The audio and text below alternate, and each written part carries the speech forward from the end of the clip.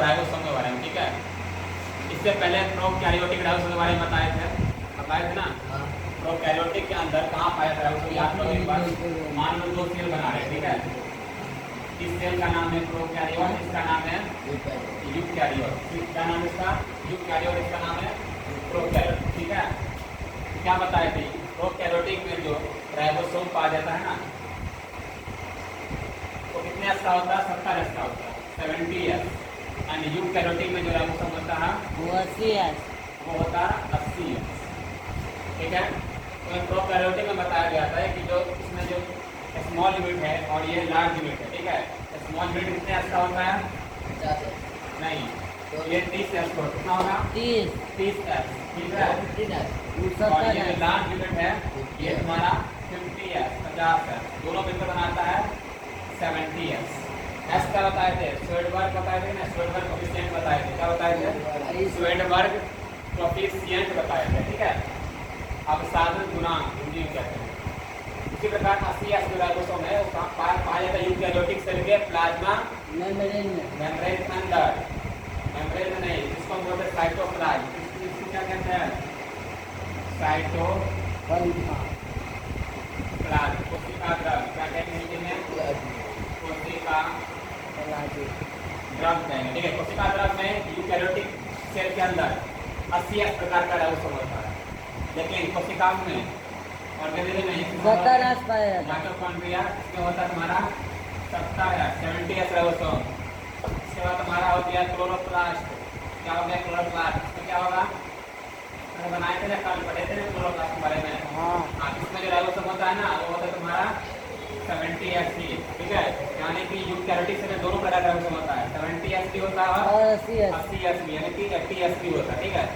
80 S ribosome कहाँ होता है? साइटोप्लाज्म में 80 एस, और कोशिकाओं के अंदर, ऑर्गेनेल के अंदर होता है 70 एस। क्लियर है? कैसे सुन लो, देखो क्या बता रहे हैं कि जो प्रोकैरियोटिक सेल में है ना, ये राइबोसोम सिर्फ और सिर्फ 70 एस का होता है, और यूकैरियोटिक में दोनों प्रकार का होता है। 70 एस भी होता है प्लस 80 एस भी होता है, इसमें यूकैरियोट में। लेकिन इसमें प्रोकैरियोटिक में सिर्फ 70 एस प्रकार का राइबोसोम होता है, ठीक है। तो क्वेश्चन पूछ सकता है यूकैरियोटिक सेल में 70 एस प्रकार का राइबोसोम कहाँ पे पाया जाता है? जगह का नाम बताओ, तो क्या बताओगे? माइटोकॉन्ड्रिया के अंदर होता है 70 एस, एंड क्लोरोप्लास्ट, क्या पढ़ेंगे इसको? क्लोरोप्लास्ट, ठीक है। इसके अंदर क्या राइबोसोम होता है? इसके अंदर होता है 70 एस प्रकार का राइबोसोम, ठीक है। और ये तुम्हारा माइटोकॉन्ड्रिया हो गया, इसमें भी होता है तुम्हारा 70 एस प्रकार का राइबोसोम। इसमें कितना होता है? 70 एस प्रकार का राइबोसोम होता है। लेकिन साइटोप्लाज्म में, कोशिका द्रव में होता है 80 एस। कितना होता है? 80 एस राइबोसोम, समझे? तो पूछेगा ना कि प्रोकैरियोटिक सेल में राइबोसोम कौन सा होता है? क्या होता है? 70 एस होता है। यूकैरियोटिक में दोनों होता है, 70 एस होता है कोशिकाओं के अंदर, यानी कि तुम्हारा माइटोकॉन्ड्रिया हो गया, क्लोरोप्लास्ट हो गया। लेकिन 80 एस कहाँ होता है? कोशिका द्रव में होता है, साइटोप्लाज्म में होता है। मतलब ये क्लियर है? आगे देखो क्या आज हम पढ़ने वाले हैं। प्रोकैरियोटिक राइबोसोम पढ़ चुके हैं पहले, प्रोकैरियोटिक राइबोसोम पढ़ चुके हैं ना। तो ये लिखा है यहाँ पे, वो लिखा हुआ है यूकैरियोटिक राइबोसोम बारे में। इसके बारे में पढ़ेंगे यहाँ पे, यूकैरियोटिक राइबोसोम बारे में, ठीक है। देखो पहला पढ़ के लिखा हुआ, these are the non-membranous granular structure composed of ribonucleic acid, RNA and protein। जो लाइन बता रहे हैं ये नॉन मेम्ब्रेनियस क्या है, यानी इसके ऊपर मेम्ब्रेन नहीं होता, इसके ऊपर मेम्ब्रेन नहीं होता, ठीक है। जो तुम्हारा राइबोसोम है, चाहे प्रोकैरियोटिक राइबोसोम है चाहे यूकैरियोटिक राइबोसोम है, किसी के ऊपर मेम्ब्रेन नहीं पाया जाता, नॉन मेम्ब्रेनियस स्ट्रक्चर है ये, ठीक है। मेम्ब्रेन यानी कि झिल्ली नहीं पाई जाती है, समझे। ग्रैन्युलर स्ट्रक्चर, ग्रैन्युलर थोड़ा कम टाइप, यानी ठीक है, कण जैसा स्ट्रक्चर होता है, ठीक है। कंपोज्ड ऑफ राइबोन्यूक्लिक एसिड, ये क्या बनाता है पता है? ये राइबोन्यूक्लिक एसिड बनाता है, ठीक है। आरएनए किसको कहते हैं? आरएनए राइबोसोम बनाता है, इसकी राइबोसोम के साथ जुड़ जाएगा, ठीक है। ये क्या करता है? जैसे तुम्हारा ये हो गया राइबोसोम, ठीक है। ये क्या हो गया? राइबोसोम हो गया। इसमें आरएनए जुड़ जाएगा, क्या जुड़ जाएगा? आरएनए। क्या है इसका नाम? आरएनए, ठीक है। तभी क्या बनाएगा, प्रोटीन बनाएगा। ये क्या बनाता है, प्रोटीन। प्रोटीन। इतना बताते हैं आपको क्या कहते हैं, फैक्ट्री ऑफ प्रोटीन कहते हैं कि कहते हैं, बताओ। प्रोटीन का फैक्ट्री, समझे। ये राइबोसोम जो है, ये राइबोसोम आरएनए के साथ जुड़ के क्या कर सकता है, प्रोटीन का संश्लेषण करता है, प्रोटीन बनाता है। तो ये इतना तक फिर सुनो, राइबोसोम एक नॉन मेम्ब्रेनियस स्ट्रक्चर है, ठीक है, ग्रेन्युलर स्ट्रक्चर है, समझे। यानी कि बता रहे इसके ऊपर मेम्ब्रेन नहीं पाई जाती है, मेम्ब्रेन अब्सेंट रहती है, ठीक है। Composed of ribonucleic acid RNA and protein.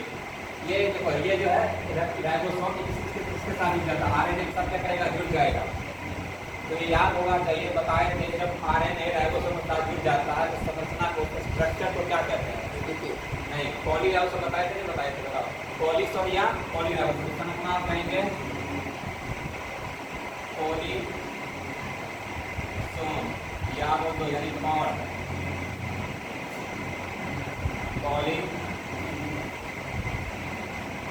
Ribosome बताए थे, नहीं याद है, याद कर लेना, ठीक है। सेकंड वन देखो, it is first observed by George parade 1953। क्या बता रहा है कि जॉर्ज पैरेड एक साइंटिस्ट का नाम है, किसका नाम है, साइंटिस्ट। सबसे पहले इसी ने देखा था, इसी ने ऑब्जर्व किया था किसको, राइबोसोम को, ठीक है, जॉर्ज पैरेड। हाँ, माइक्रोस्कोप से देखा है, माइक्रोस्कोप से। हाँ, हमारे से तभी कोशिका में होता है, या प्लांट सेल में हो या एनिमल सेल में हो, दोनों में, प्रोकैरियोटिक में भी होता है, ठीक है, याद रखना। जॉर्ज पैरेड कौन है, साइंटिस्ट है। क्या क्या इसने खोज किया, ऑब्जर्व किया, यानी देखा। सबसे पहले क्या देखा, ये राइबोसोम को देखा। कितने में देखा, 1953 में देखा था ये, ठीक है, जॉर्ज पैरेड ने। तुम्हें एक्स्ट्रा पॉइंट बता देते, याद कर लेना। सबसे छोटा कोशिकांग बात की जाए, सबसे छोटा कोशिकांग सेल के अंदर तो राइबोसोम ही होता है, ठीक है। सबसे स्मॉलेस्ट ऑर्गेनिल है कौन, राइबोसोम। क्लियर है। तो पहले सेकंड जो है ना, जॉर्ज पैरेड ने उसको देखा था, किसको,